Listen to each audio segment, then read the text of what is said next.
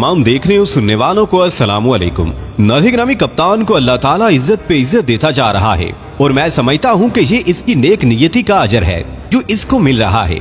इस वक्त जब शहबाज शरीफ को चीन के दौरे से रोक दिया गया था तो दूसरी तरफ चीन ने कप्तान के साथी शाह महमूद कुरैशी को दौरे की दावत दे दी है और न सिर्फ चीन ने बल्कि तुर्की ने भी दावत दी है।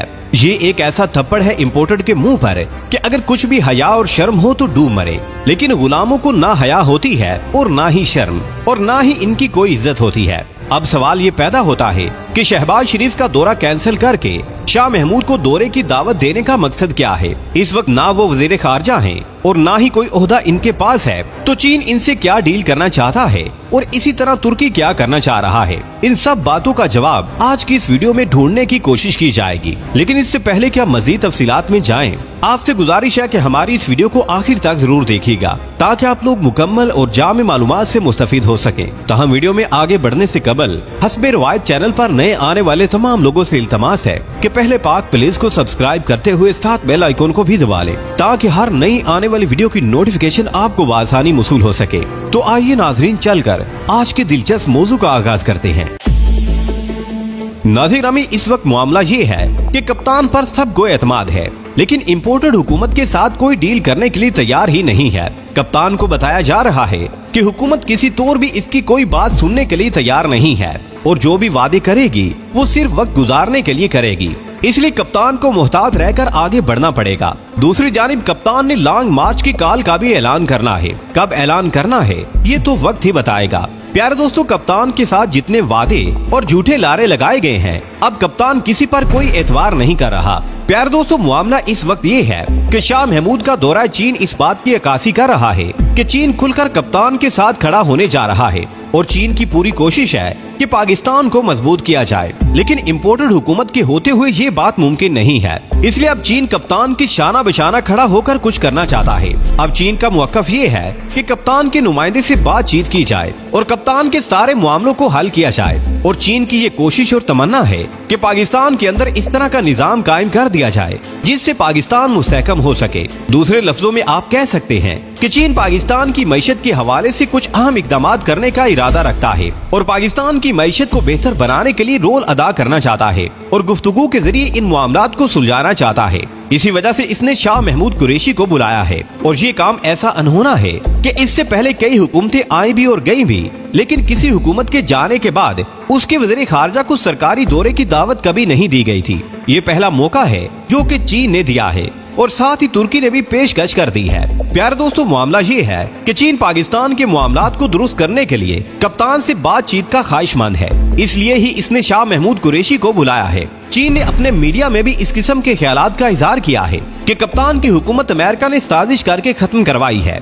अब जो बयान पाकिस्तान की हुकूमत नहीं दे सकी थी वो चीन ने बबांगे दोहल दे दिया है और साफ बता दिया है कि पाकिस्तान की हुकूमत अमेरिका ने गिराई है। नाज़िर इसकी वजह ये भी बताई जा रही है कि अमेरिका कप्तान के दौरे रूस से नाराज था और नहीं चाहता था कि कप्तान रूस के दौरे पर जाए, लेकिन कप्तान चला गया जिसकी अमेरिका को खासी तकलीफ हुई थी। चीन ने कहा कि अमेरिका ने साजिश भी की है और बड़ी रकम भी खर्च की है और इसकी वजह से खान का तख्ता गिराया गया। अब शाह महमूद कुरैशी जाएंगे और कप्तान को आकर बताएंगे कि चीन का इरादा क्या है, इसलिए चीन पाकिस्तान को मजबूत करना चाहता है। नाज़िर दूसरी तरफ चीन की नजर भारत पर भी है कि वो करोड़ों नौजवानों को अपनी फौज में 4 साल के लिए भर्ती करना चाहता है। इसका मकसद भी पाकिस्तान के खिलाफ कार्रवाइयों को तेज करना है। इसलिए भारत के वज़ीर दिफा राजनाथ सिंह ने कहा है कि हम 4 साल के लिए बेरोजगार नौजवानों को फौज में भर्ती करेंगे और 4 साल के बाद उनको 10-12 लाख भी दिया जाएगा। ये असल में वो इंतहा पसंद होंगे जो मुसलमानों के खिलाफ एक्शन करेंगे और एक कत्लो गारत गरी का सिलसिला शुरू कर दिया जाएगा। चीन की भारत की सियासी सूरत हाल पर भी नजर है, इसलिए चीन पाकिस्तान के मामलात को हल करना चाहता है। इस तरह तुर्की भी असल में सालसी का किरदार अदा करना चाहता है ताकि शहबाज हुकूमत और कप्तान के दरमियान बातचीत की राह हमवार की जा सके। नाज़िर चीन असल में पाकिस्तान के अदम इस्तेहकाम को रोकना चाहता है और इसका इरादा है कि मिल बैठकर इस मामले को उलझाने की बजाय सुलझाने की कोशिश की जाए। अब यहाँ ये बात हतमी है कि जब चीन कोई गारंटी देगा तो सब इसको तस्लीम भी करेंगे।